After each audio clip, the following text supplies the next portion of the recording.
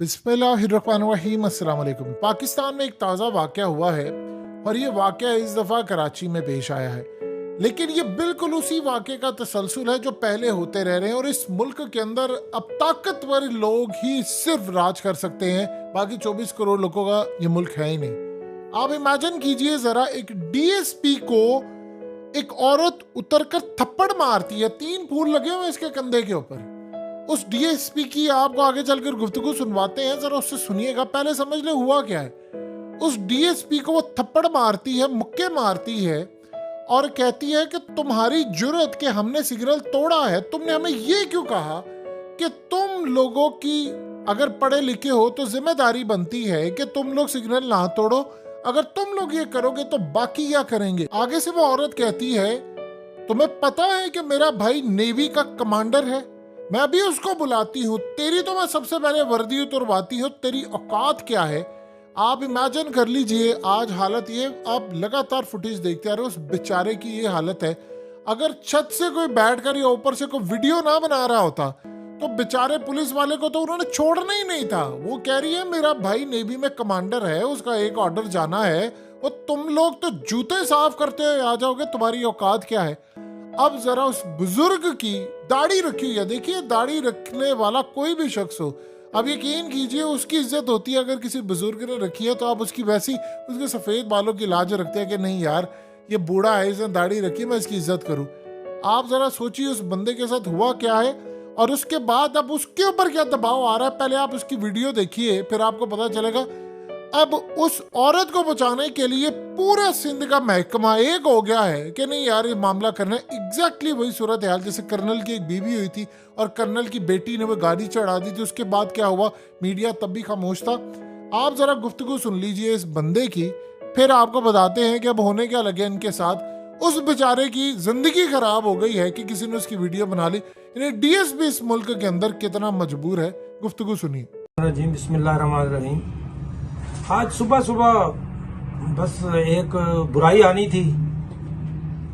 मैंने सिर्फ सिग्नल की पाबंदी के लिए उसको रोका कि भाई आप सिग्नल पे आगे आ गए ना, मैं उसको रोक रहा हूँ फिर भी नहीं, फिर आगे आ गया। फिर मैंने बोला यार ऐसे नहीं करो, अच्छे शहरी बनो, अगर आपकी वजह से ऐसे करोगे तो फिर पढ़े लिखे पे दूसरे क्या करेंगे। इतने में उसकी वो बेगम उतरी, उसने बोला कि भाई तुम हमारे नौकर हो। मैंने बोला नौकर जो कानून पे अमल कर रहे हैं उनके लिए हम नौकर हैं। हाँ, आप कानून आप आगे आ गई तो आप इस वो फिर लड़ना शुरू कर दिया। उसने बोला कि मेरा भाई जो है वो कमांडर है नेवी में, मैं बस अभी बुलाती हूँ। उसने लड़ना शुरू कर दिया, मारना शुरू कर दिया पुलिस वालों को मुझे। तो फिर वो आपने देखा ही है वीडियो की। तो मैंने वर्दी मेरी उसने नहीं, चश्मा मेरा टूट गया था। वर्दी तो नहीं फाड़ी उसने, मगर उसने मारा मुझे दिल से है। 4-5 थप्पड़ मारे, घूसे मारने शुरू कर दिए। अब क्या कर सकता है बंदा। अब कानूनी कार्रवाई, मैंने एफआईआर दाखिल कराई है। आपने उस शख्स की गुफ्तगू सुनी। अगर ये शख्स की ऊपर से कोई वीडियो ना बनाता, उस औरत ने कैमरा पकड़ा हुआ था मोबाइल से और साथ एक पुलिस वाला भी बना रहा था, टूटी फूटी वीडियो, उसने आगे कह रहा था इसे मेरे से बदतमीजी की है, मैं अपलोड कर दूंगी। यानी एक वर्जन दिखाना था और शायद कौम ने, चूंकि पुलिस वाले ऑलरेडी उनका म्यार ही बहुत बुरा है और खासतौर पर सिंध के, तो उसके ऊपर चढ़ दौड़ना था। उसे ये नहीं बताना था। वो बंदा अगर कहता है कि मुझे कहती है कि मेरा भाई नेवी के अंदर कमांडर है तो मैं उसको भी बुलाती हूँ, यानी वो आए ना आए वो वहां से ऑर्डर कर देगा और हम तुम्हें उठा लेंगे या ये कर लेंगे वो कर लेंगे। देखिए एक बात ध्यान में रखिएगा, याद कीजिए वो एक कर्नल थे, उनकी बीवी थी, वो जिनको रोका था उसने बदतमीजी की, क्या हुआ, कुछ भी नहीं। और उसके बाद वो कर्नल की एक बेटी थी जिसने गाड़ी चढ़ा दी और उसके बाद एक बंदा मार दिया। बाद में सुलह सफाई होगी, दियत के पैसे चले गए, सारा मामला हो गया। जबकि दियत इस तरह होती ही नहीं है, ये लेवल ही नहीं है कि आप जबरदस्ती किसी के ऊपर कनपट्टी पर आप जाकर दबाव डाले और कहे कि नहीं नहीं तो ये काम करें, ये नहीं होता। सो लिहाजा इस सूरत हाल के अंदर अगर कोई फ्रीली खुद करना चाहे और आकर बताए। अब आप ये देखें कि मामला क्या हुआ है इसके साथ, कि ये कह रहा है कि जी वो मुझे आकर कह रही है, असल में अब हो क्या रहा है। अब जाहिर सी बात है वो बड़े लेवल की है, उसको तो कोई पूछ नहीं सकता। इस बंदे के ऊपर दबाव डाला जा रहा है कि यार तुम सुलह कर लो, उसको माफ कर लो। आप देखिए हमें क्या अक्सर औकात कहते हैं, हमें ये कहा जाता है, मिसालें दी जाती है, जो अमेरिका में ये हो जाएगा तो ये कर लेंगे, वहाँ तो सदर भी रुकता है। और हालिया आपने देखा कि बरतानिया के अंदर उसको 100 पाउंड का जुर्माना उनके प्राइम मिनिस्टर को हो गया कि उसने सीट बेल्ट नहीं पहनी। आप छोड़िए यूके यूएस की, जरा छोड़िए बाकी ये तो बड़े दूर के मुल्क है, आप मिडिल ईस्ट में चले जाएं। आप कतर की मिसाल ले लें कि हालिया वहाँ फुटबॉल का वर्ल्ड कप था, एक अहम शख्सियत पाकिस्तान से गई, उसने वहां पर जाकर सिग्नल तोड़ा, उसको कई कतरी हजार रियाल जुर्माना हो गया। आप उसको भी छोड़िए, आप यूएई के अंदर दुबई में कितने पाकिस्तानी लोग जाते हैं, वहां पर गाड़ियां भी ड्राइव करते हैं, बाइक भी। यहाँ पर आप उनकी हालत देख लें, आपने अगर रेड सिग्नल क्रॉस किया लाइट व्हीकल का, आम नॉर्मल गाड़ी का, 1000 दिरहम फाइन, 12 ब्लैक पॉइंट्स, दोबारा आपने किया तो लाइसेंस जब्त, फिर आपको लाइसेंस आप भूल जाए, वो जितनी मुश्किल से आपको मिलेगा या क्या सजा होगी।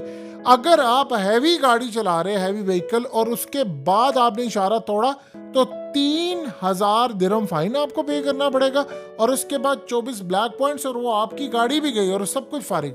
तो आप इमेजिन कर लें कि यही पाकिस्तानी जब जाते हैं यूरोप, यूएस, मिडिल ईस्ट में, ये वहां पर जाकर इशारे नहीं तोड़ते। लेकिन यहाँ पर क्या सूरत हाल पैदा होती है, यहाँ पर वो मैं फलाने में उसकी बहन हूँ, मैं उसकी बेटी हूँ, मेरा ऐसा यहाँ पर तो हालत ये है कि अगर किसी का दूर का रिश्तेदार कोई एमपी होता है, उसने भी अपनी गाड़ी के नीचे एमपीए लिखवा लिया होता है कि कोई मुझे पकड़ेगा, पुलिस वाला बेचारा उसको क्या पकड़ेगा।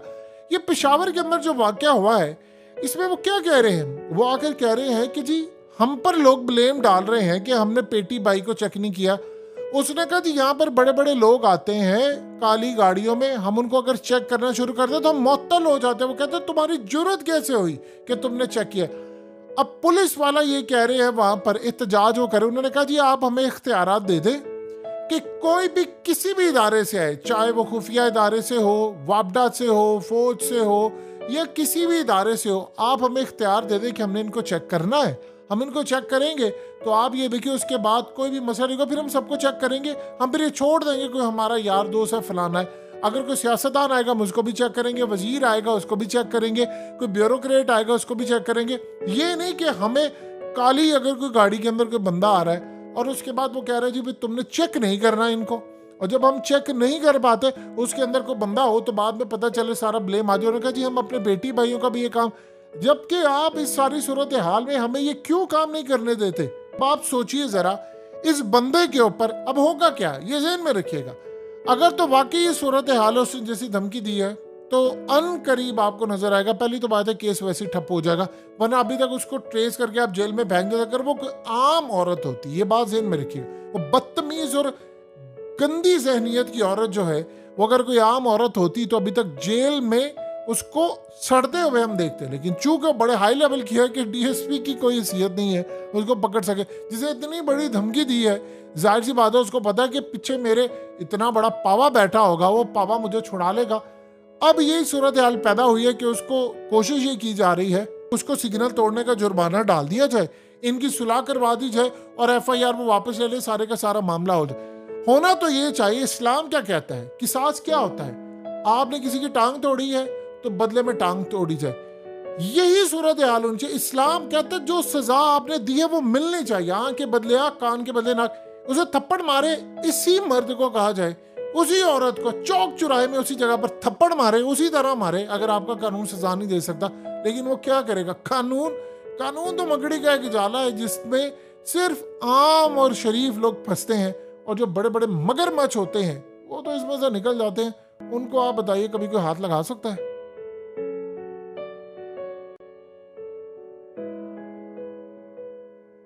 हकीकत टीवी को सब्सक्राइब करना मत भूलें, वीडियो को लाइक करें, शेयर करें और कमेंट सेक्शन में अपनी राय का इजहार जरूर करें।